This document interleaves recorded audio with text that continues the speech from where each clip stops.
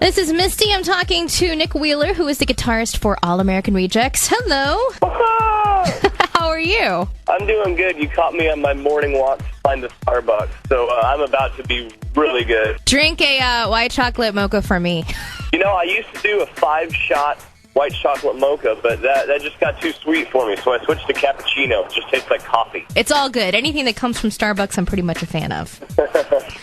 So, new single, doing very well. One of my favorite songs right now. I love it. I love, like, the surly/sweet stuff. It's always fun. How did you guys come up with the concept for the video, which is really fun? For anybody who hasn't seen it, you kind of pitted two families against each other, which, of course, you portray both families. Yeah, you know, the video was done by Mark Webb, who also did our video for Move Along. We have a very interesting relationship with him. It's kind of this push-pull.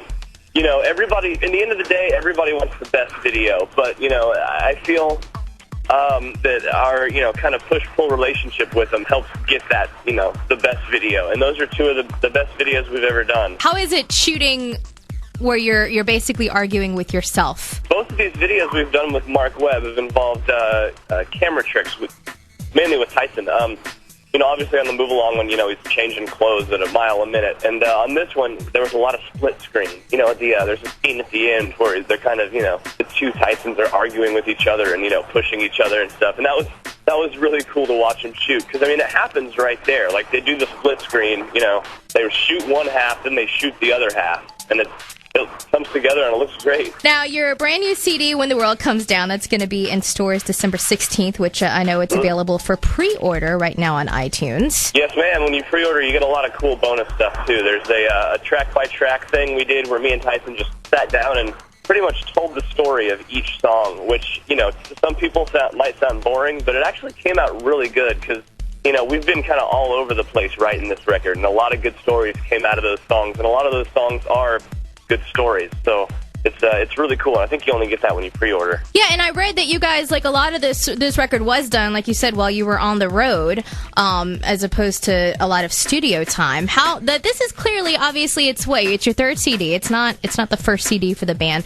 How have things changed for All American Rejects as time has gone on? How is this record going to be different? You know, it wasn't written on the road like while we were touring.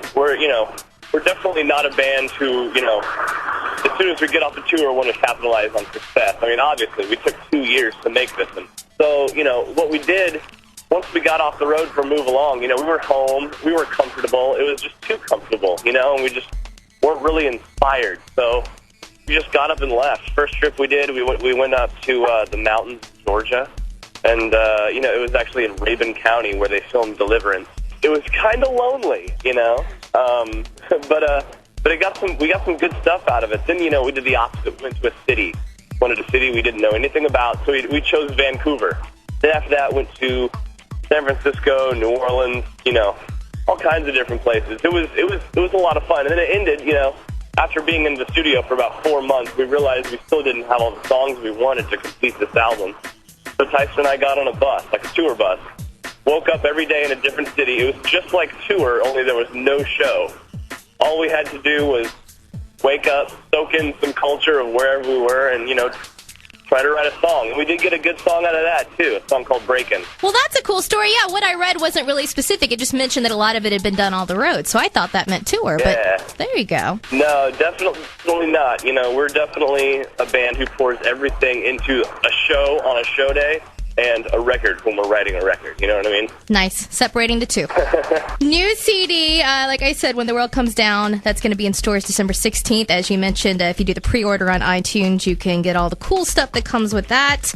You can check them out, allamericanrejects.com. I know you guys are performing on Jimmy Kimmel December 18th. Yeah. We'll be able to see you on that. I'm looking forward to that. And something that you're doing that's very cool for the fans, anybody that's going to be in Hollywood the day that the CD drops, you're going to be doing this free performance and CD signing at, Hollywood and Highland Courtyard? Yep, that's right. Actually, that's right across from the Kimmel Studios. Hollywood and Highland, near the Virgin Megastore. Thank you so much, Nick. I appreciate it. I'm looking forward to hearing the new CD, and best of luck with that. Thank you very much. Appreciate you talking. Take care. You too. Talk to you later.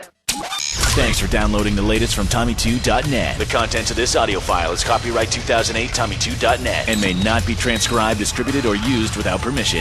We've got all your favorite stars right here. Tommy2.net. Music and entertainment for your generation.